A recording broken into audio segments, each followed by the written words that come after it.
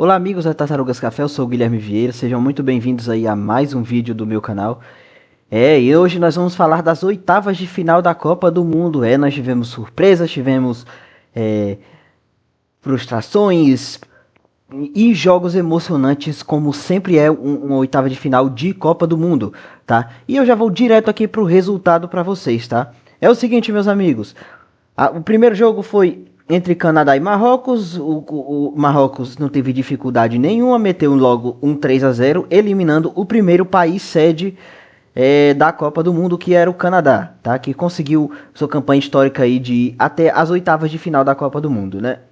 E Marrocos passa para enfrentar a França, que venceu o Paraguai por 1-0, com os paraguaios muito na retranca, fazendo exatamente o que fizeram com a Alemanha e dando certo. A França teve dificuldade para criar, e aí o que mudou foi uma substituição, que foi a saída do Barcola e a entrada do Doué.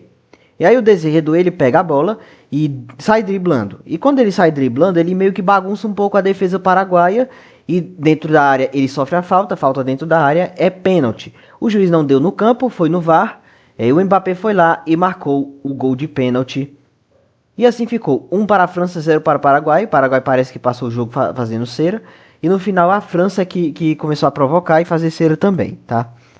E por falar em país sede, como a gente já mencionou aqui o Canadá, a gente tem que mencionar os Estados Unidos também. Vocês sabem que os Estados Unidos estava vindo muito bem, estava ganhando dos adversários facilmente, meteu 4-1 no Paraguai na estreia, ganhou da Austrália por 2-0. É verdade que perdeu para a Turquia no último jogo da fase de grupos? É verdade. Só que, porque o time estava com o time reserva e ainda deu uma baita dor de cabeça para os turcos, que só conseguiram ganhar mesmo no final. Então, os Estados Unidos, como país sede, sendo ainda assim primeiro do grupo deles, né?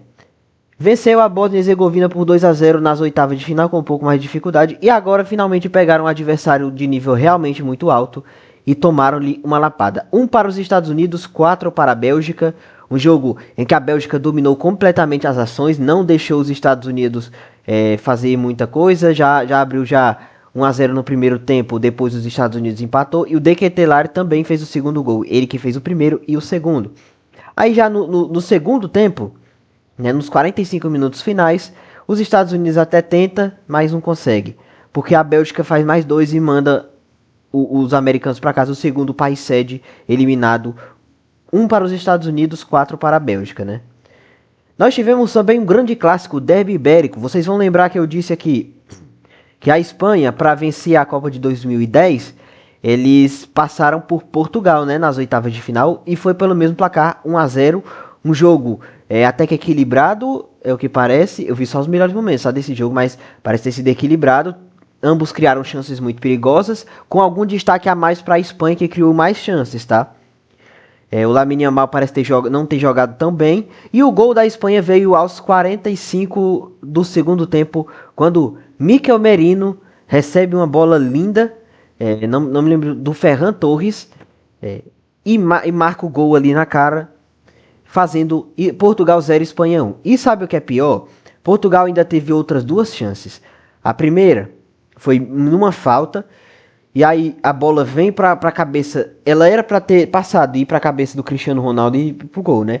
Mas acaba que outro jogador cabeceia e erra. E na segunda, a mesma coisa. Um cruzamento pra área, do mesmo lugar, da ponta direita. Vem o cruzamento. O Cristiano Ronaldo tá lá. Marcado, é verdade, mas ele podia vencer a marcação. Vem outro jogador, se eu não me engano, o Gonçalo Ramos, cabeceia e acabou, cara. Acabou pra Portugal. Que se torna a primeira decepção da Copa, não exatamente porque caiu para um adversário forte como a Espanha, mas tipo assim, a Espanha é um adversário favorito, mas porque Portugal não fez uma Copa muito boa. É verdade que no primeiro jogo empatou com o Congo em 1-1, e é verdade que goleou ali o Uzbequistão, mas empatou com a Colômbia e acabou passando em segundo do grupo, pegando, perdão, a chave mais difícil. E foi enfrentar logo de cara a Croácia, em que esse time de Portugal passou muito no sofrimento, muito no detalhe. entende? De virada ali. Foi intenso aquele jogo. E aí perde para a Espanha porque continuou jogando aquele futebol meio fraco que o Roberto Martínez ofereceu, né? É isso, despedida de Cristiano Ronaldo dos campos da Copa do Mundo.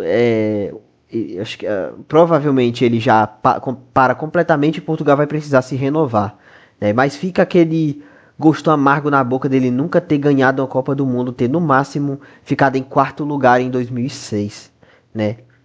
E as Copas posteriores a isso foram verdadeiras vergonhas, a maioria para Portugal, né?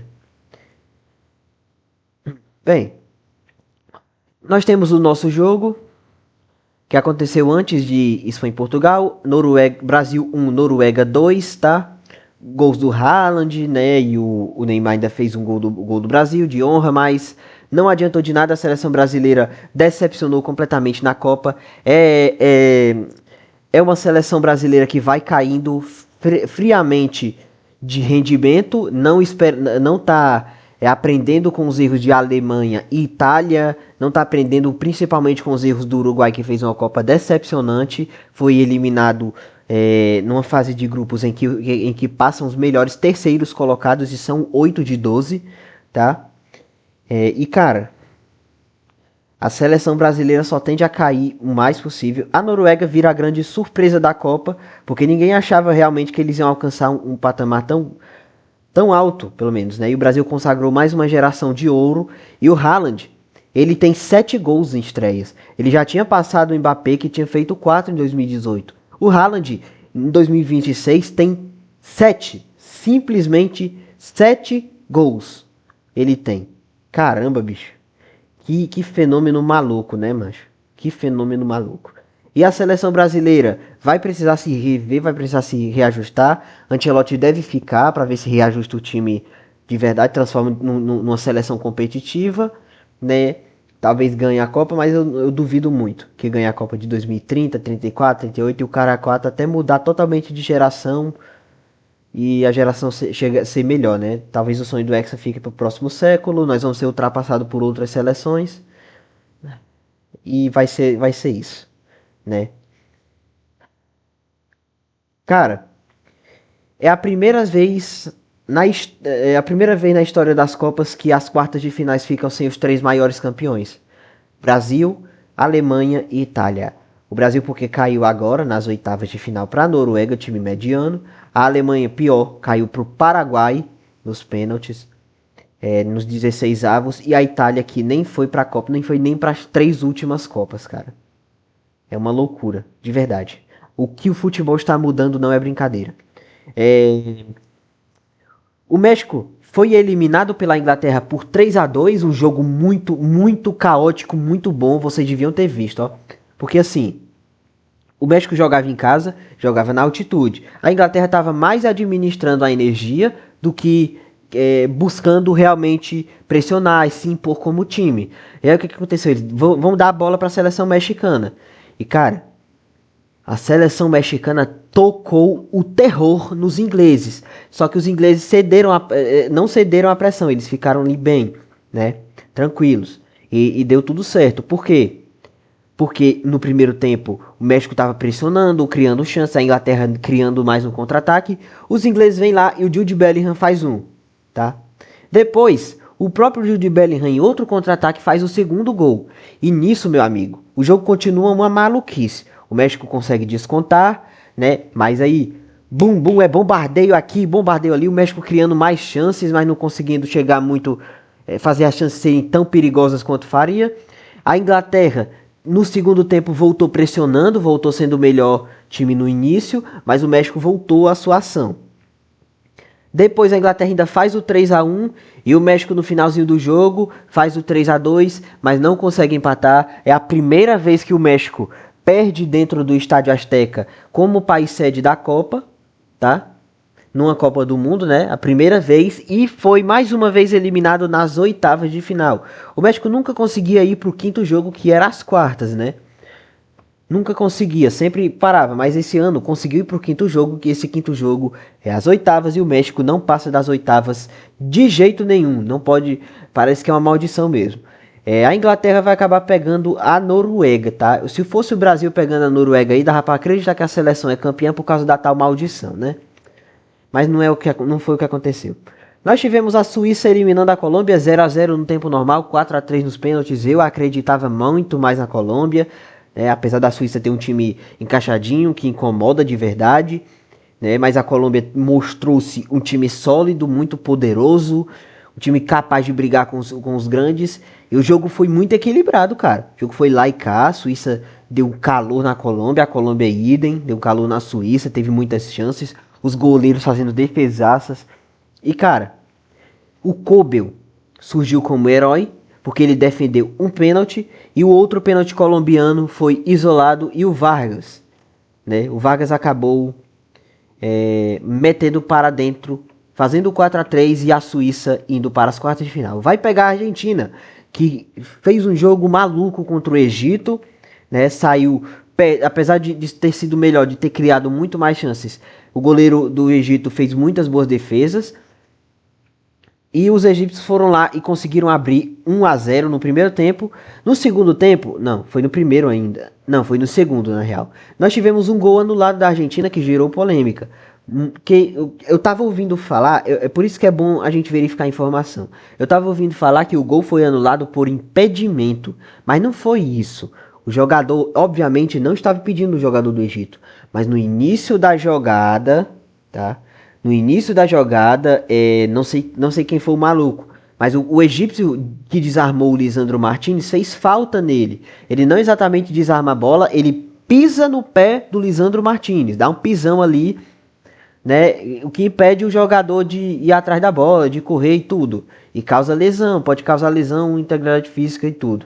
Aí a jogada seguiu, foi pro contra-ataque, foi gol. Mas não foi anulado por impedimento, foi por falta e com razão, porque aquilo foi muito falta, tá? O Egito ainda assim conseguiu com o Mustafa Zico em outro contra-ataque, o segundo gol abrindo 2-0 e parece que a Argentina já estava enterrada. Mas o Messi, a Argentina não desistiu, obviamente porque ninguém desiste de um jogo de Copa do Mundo. Tá nem 90 minutos ali, vamos atacar, vamos ver o que a gente consegue fazer. Mas o Messi é fora de série. Ele pega uma bola, ele sai driblando todo mundo e ele dá uma chance pro Enzo Fernandes cara a cara com o gol. O Enzo Fernandes vai lá e perde. E a Argentina martela, bola no Messi, o Messi criando aqui, o Messi tabela com um, aí recebe a bola de novo, tabela com o outro, recebe a bola de novo lá na frente. Aí tenta, dá o chute, dá o passe pra alguém para o cara chutar fora da área, o cara manda pra fora. Uma loucura. Aí de repente ele pega essa bola na ponta direita, na quina da grande área, um pouco mais pra frente, né? Obviamente. Manda essa bola linda, linda na cabeça do Cuti Romero, que faz um 2-1. Que consegue manter a Argentina viva. Aí depois vem o próprio Messi. Primeiramente, ele não consegue chutar. O que ele faz é tocando pros companheiros dele para ver se os companheiros chutam. O companheiro chuta, bate na defesa, o chute é travado, aí vem outro. O próprio Messi entra dentro da área e faz o gol. E a Argentina empata. Que loucura, meu irmão. Que loucura. É incrível, é impressionante. É impressionante o que esse cara faz. E pior, sabe o que é pior? Ele ainda pega uma bola de novo na mesma quina, só que agora bem pertinho mesmo da quina da área.